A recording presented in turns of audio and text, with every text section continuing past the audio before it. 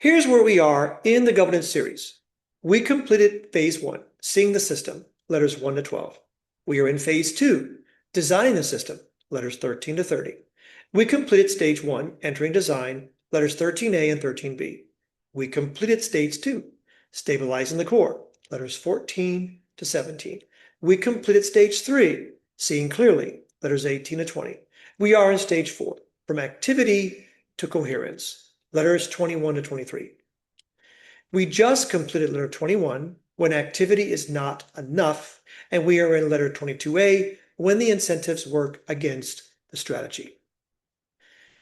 Letter 21 named the governing question of stage 4. Are the organization's daily activities actually producing what its strategy was designed to serve? It introduced the 3 questions that convert a diagnosis into a design resolution, and introduced the structural pattern, local optimization, which resolved to system-level performance design. Letter 22A resolves the next 2 structural patterns. Both describe organizations where the work is genuine, the effort is real, and the results still do not arrive. Not because people are failing, but because the structure is producing something other than what the strategy intended. A technology company with more than $1 billion in annual revenue wanted to increase sales across a broader range of its product portfolio. Several directors and product managers commissioned training programs for their global sales teams. The goal was straightforward: help salespeople understand the full range of products and services available to customers, and the strategy would follow. The workshops began. The resistance appeared within the first sessions. Salespeople pushed back. Their position was direct. They were not paid to sell those products. Their compensation plans rewarded a different set of offerings entirely. If the organization wanted those products sold, the incentive structure would need to change first. The training was not the problem. The incentives were. What those salespeople understood, and what the organization had not yet designed around, is something heard consistently across industries and sales teams. Compensation determines behavior, not the strategy written in a presentation, not the goal stated in a workshop. The incentive structure. This is the hidden structural pattern of incentive inversion. The organization was rewarding behavior that quietly worked against what it was designed to produce. No one designed it that way. It arrived through the absence of a designed connection between what the organization rewarded and what it needed to deliver. The design response is coherent incentive structure. Here's what applying it requires. Let us go through the 3 questions letter 21 introduced to convert a diagnosis into a design resolution. First question: how is the question asked and when? The governing question of coherent incentive structure is: does the compensation plan or reward structure produce the outcome the organization was built to deliver? The right moment to ask it is when the reward structure is being designed, before the plan is approved, before the roles are defined around it, and before the first paycheck confirms what the organization has decided to value. A compensation plan approved without this question does not remain neutral. It begins shaping behavior from the first day it is in effect. The moment it is signed is the moment the organization's priorities are communicated, not through a strategy document, but through a structure that tells every person inside it what actually matters. Question 2: who holds the accountability for answering it? Compensation design is rarely treated as a governance question. It is treated as an HR function, a finance decision, or negotiation between a hiring manager and a candidate. What it actually is: a structural decision about what the organization will produce.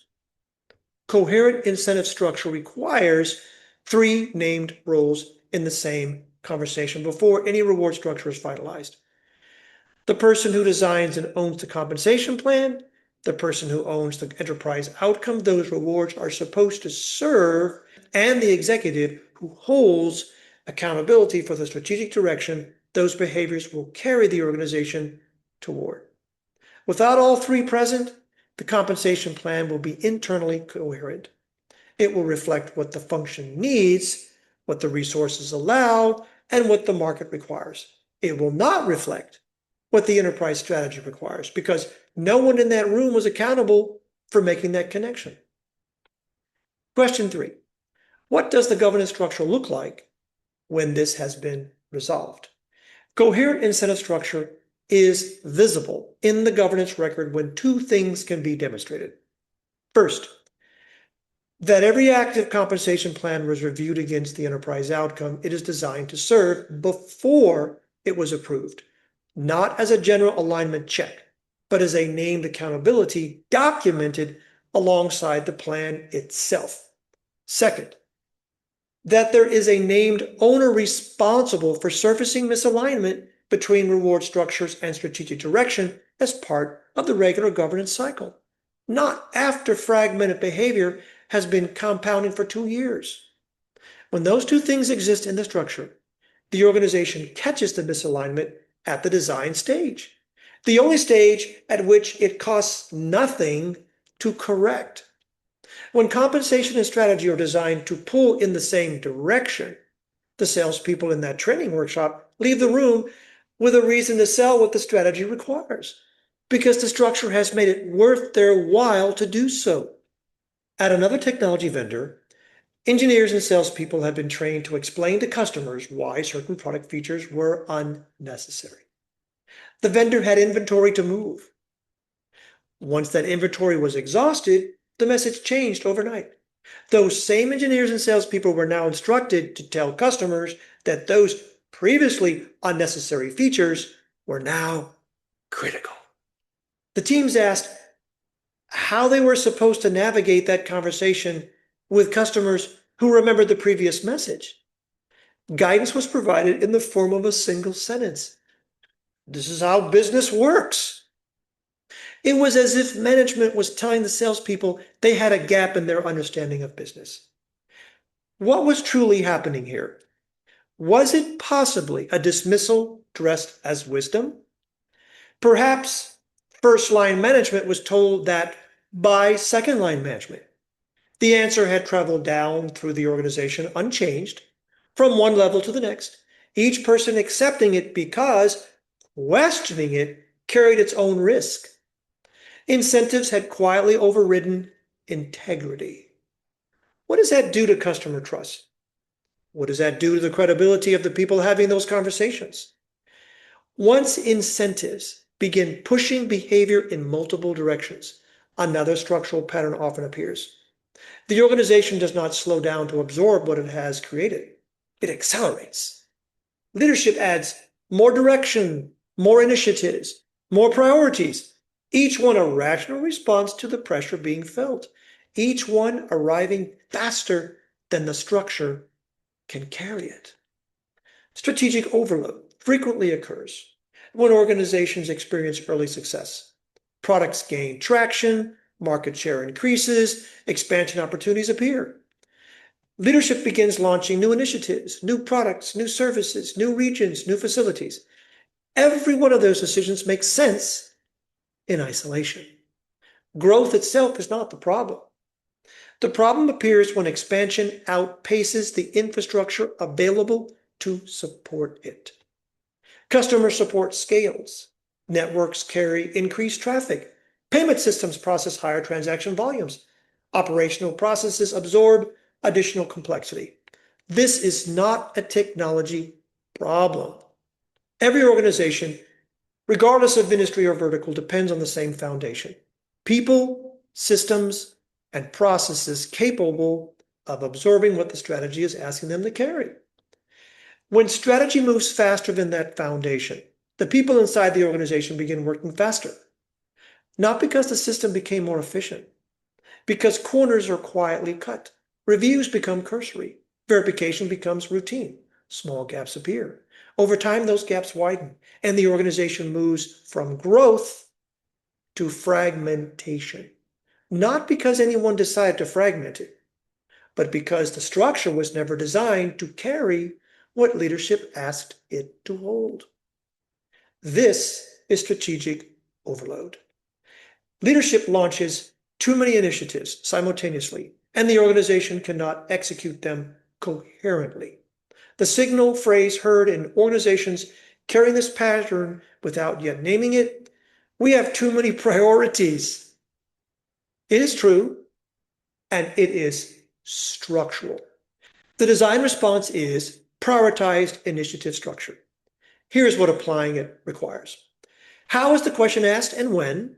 The governing question of prioritized initiative structure is, does the organization have the structural capacity to execute this initiative coherently alongside everything else it has already committed to delivering? That question belongs in the room before a new initiative is approved, not after it has been announced, resourced, and added to a list that already has no room for it. The moment is the initiative approval conversation. If that conversation ends with a new commitment and no corresponding review of what the existing commitments can absorb, strategic overload is already being built into the structure alongside the new initiative. Who holds the accountability for answering it? The question cannot be answered by the function proposing the initiative alone. It requires two named roles: the person who holds strategic accountability for the new initiative and the person who owns the operational capacity that initiative will draw from. In most organizations, those two people are rarely in the same conversation when the initiative is approved. The strategic decision and the operational consequence arrive separately. The decision at the top, the consequence at the ground, weeks or months later. Prioritized initiative structure requires that connection to be present before the commitment is made, not discovered after execution begins to dilute. What does the governance structure look like when this has been resolved?